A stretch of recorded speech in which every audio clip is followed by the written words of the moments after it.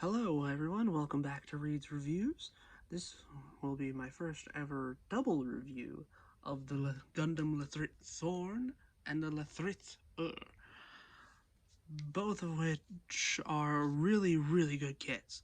It's just that it's kind of annoying because in the show they are a duo of sorts, or at least of how they're introduced. Because I've only seen their appearance once, and I don't know if they'll ever appear one without the other in the future. But yeah, these two kits, whilst there's some of their equipment is similar, but besides that, these are essentially very different kits. It was just like with a huge shared details, like for example, the shields being the same mold on each. It's just that one's in turquoise, one's in brown, and what is called the phase array cannon in the back. So I haven't seen it function as a cannon yet in the show. I've only watched the entirety of season 1, and I have not delved into season 2 as of yet. So I will be glad to find out more about how these work. But yeah, first one we're going to start off with is the first one I built, which is the LFRITH Thorn. So we'll get back to the in a little bit. And let me take these out of the way so we can focus on the kit itself. So this kit is certainly interesting in the way it looks, because most Gundam fans have described this as looking like a chicken, mostly because of the legs being very like short and ending in like tri-tipped feet.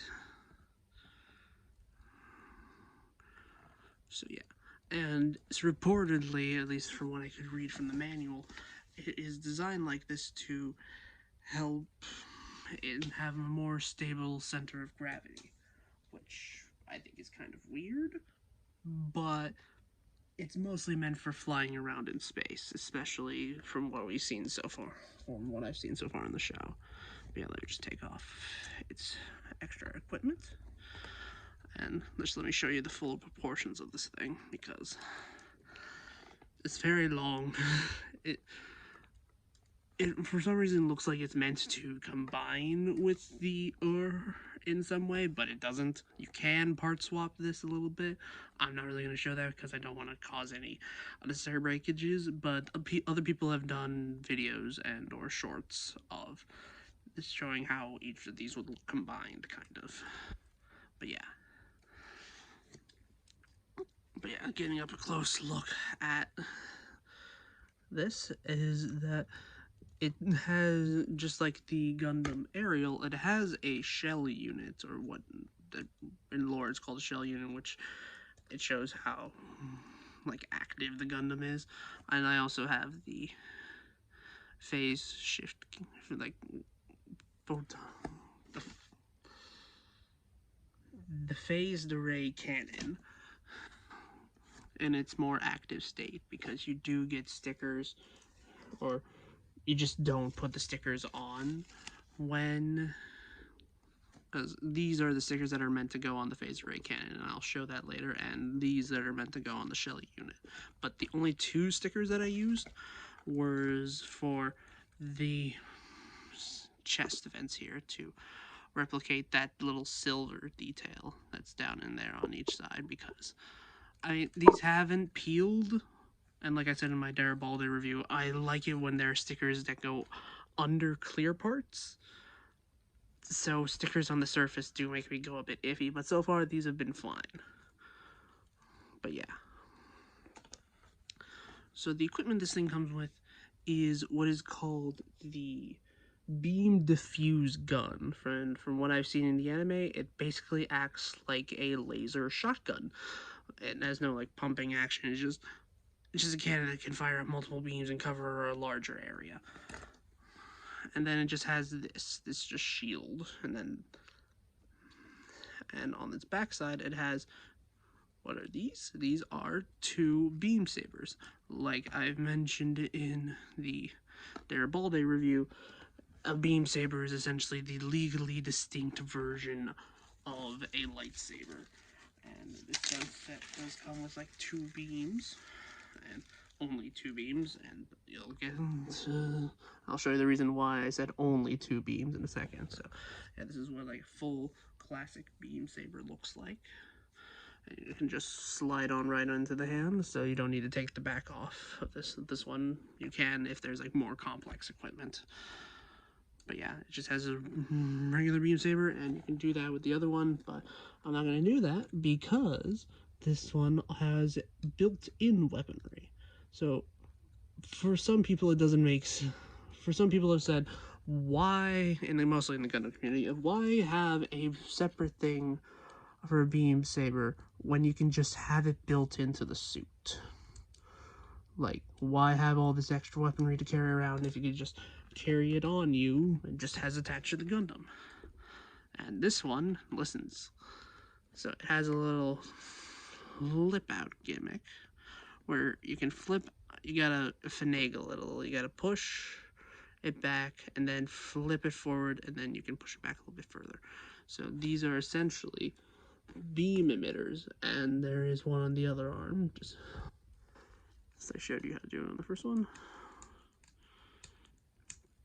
Yeah, it is kind of annoying to do it, but yeah.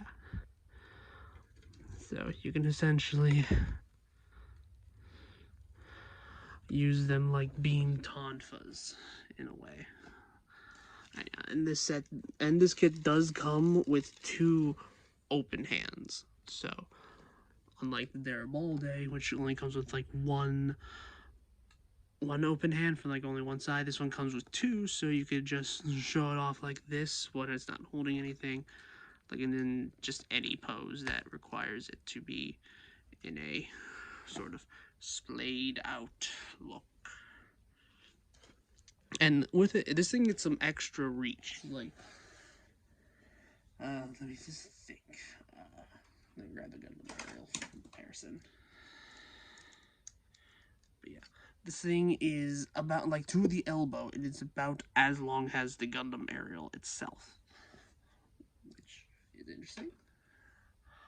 And well, that is not the end of the onboard equipment. That's all the one that requires extra accessories. But let's move on to what is arguably the most defining feature of this thing, which was the phased array cannon. I'm just taking it off for like easier showing. But yeah, all this I have right here, that is paint or red Gundam marker. Trust me, get a set of Gundam markers and it will save your life, especially when it comes to like stickers and all that. But yeah, but it does open up. Show off a more active, this is supposed to be it in its active state, which shows more red, and it also does on the other side, like it does on this segment, up here, and here, and here, and here, and here. Also on the interior, I don't know if my camera can pick it up, if it focuses, focus.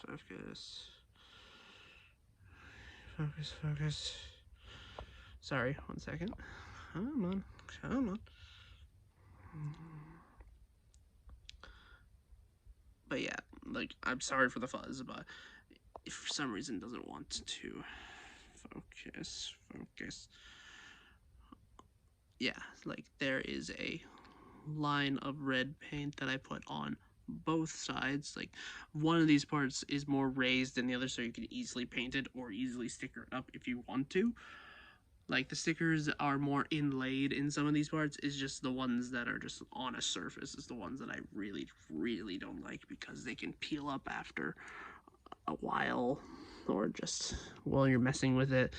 It happened on my Gundam aerial's shoulders because I couldn't paint the gradient between.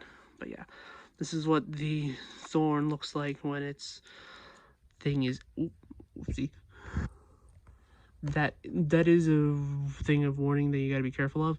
These kits use C-clips, and C-clips can easily detach somewhat, but otherwise they are easy to attach, but they do loosen up over time if they're unattached and reattached. But yeah, that's been the LFRITH Thorn, And now it is time to move all this stuff out of the way to get the LFRITH, the spotlight.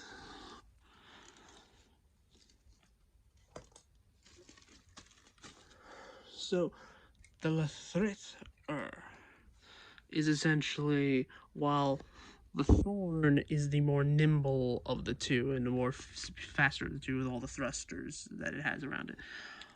The Thorn, or not the Thorn, the is meant to be the tank.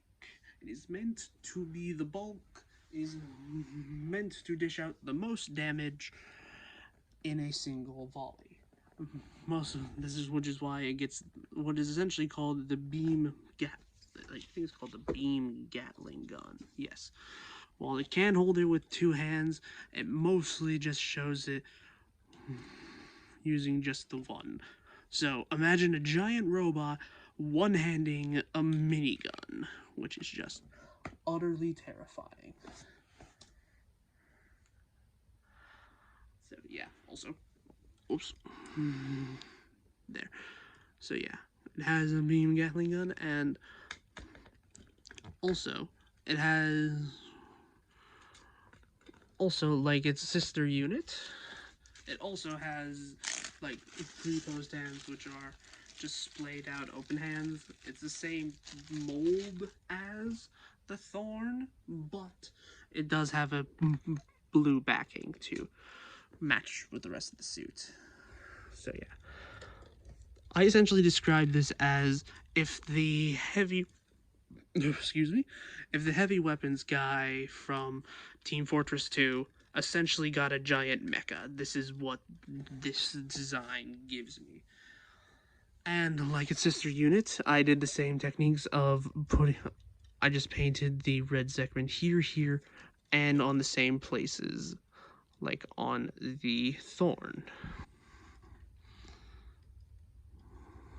Though I did learn to, it is best, especially for some reason with the red Gundam marker, it takes a while for that one specifically to dry.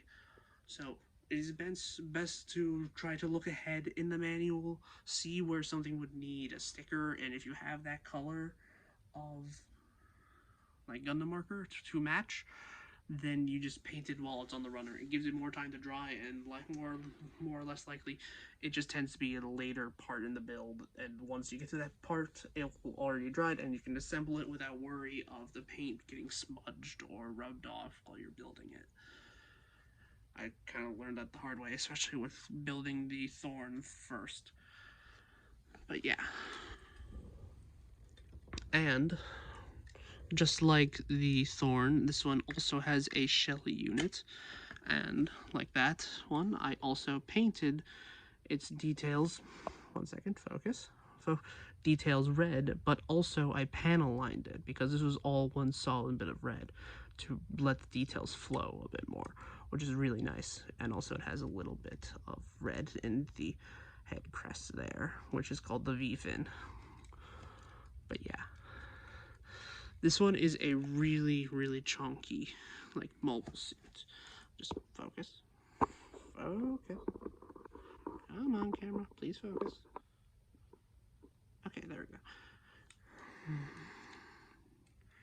Like, if you like a chunky, like, realistic, like, heavy set, like this, you could hear, like, when it's walking, like, you could hear it from miles away type of designs, I'd recommend this.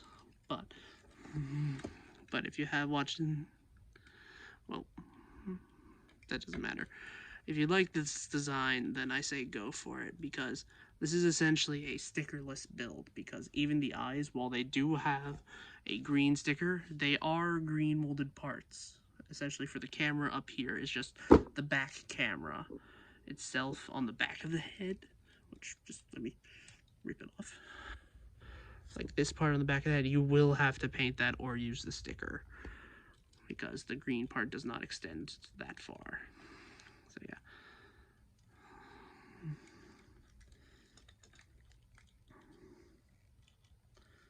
So yeah, it's just a very big, very chunky, oddly agile looking Gundam for being what is essentially the bruiser of the duo. So, and that has been my review of the LFRITH Thorn and the LFRITH. Thank you for watching, and have a good rest of your day.